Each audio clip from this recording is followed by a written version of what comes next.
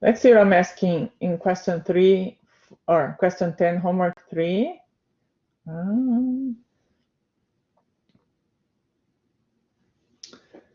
All right, so let's do, this is going to be phylogenetics.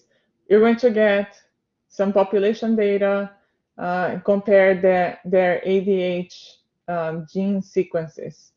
So where is that population data? I put information here for you. So we're going to go to NCBI Entree. Okay, we don't need this one anymore.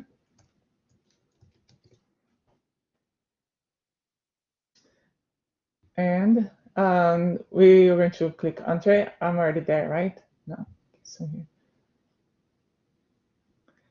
And right now I'm just following the directions that I wrote.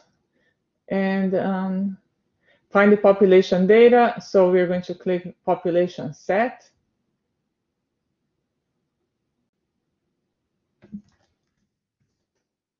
Okay, so I always just do find because, you know, that's the fastest way to find the thing we need.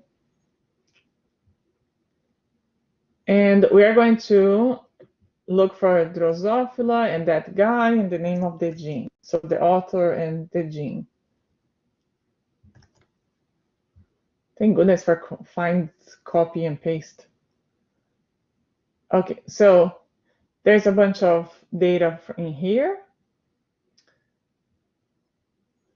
So we're going to do a multiple sequence alignment to compare those data.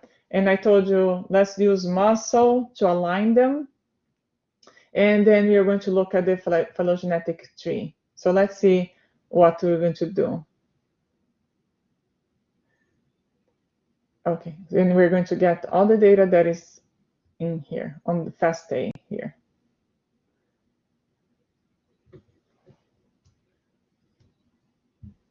All right. In the exam, if I gave you something like this, I would actually give you the sequences and I wouldn't tell you which program to use.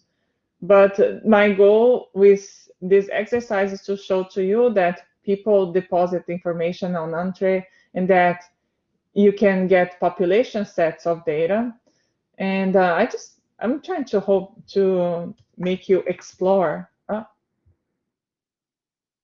what is online. There's so much stuff, but there's only so much that I can show you.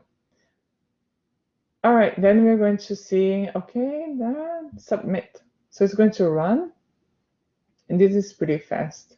And let's see what I'm asking you. We're going to look at the cladogram and the real phylogenetic trees, and we're going to interpret those trees. So some of these, we don't even need to run it to know. So when it says the lengths of the cladogram are proportional to the divergence between the sequences compared, this doesn't really come from the answer of the exercise. It comes from knowing that a cladogram is showing relationships between organisms, but the length of the branch doesn't matter.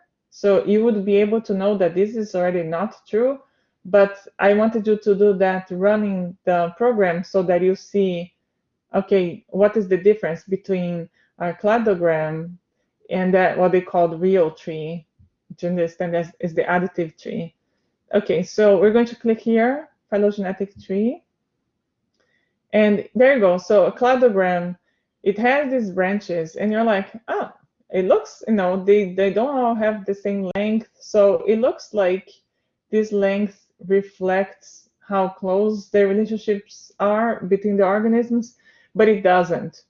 So what the cladogram shows is that this is close to this, and that this is close to this. And then this and this cluster together, and then this clusters with them. And the way you do that is like you follow this and you're like, there's a node, where's the next node? Oh, it's this guy here. Okay, so here's the cladogram, and now I'm going to click on real because the real is the additive one that you're going to see. Ta-da! So now you're like, oh, look at that. These guys, the branches, they are not all the same length. So the length of these branches carries information in terms of divergence, how similar the sequences are to each other. So the first one you don't check. Oh, you don't check. And the real tree is an additive tree. That's what I was hoping you would conclude from that, because remember, the additive tree, the lengths of the branches, they convey the genetic distances between the things you're comparing. Because the branch of this thing that ends in 43 is shorter than the branch of the one that ends in 39, to their common ancestor, this indicates that it has fewer mutations than that. So let's find the 43 and the 39.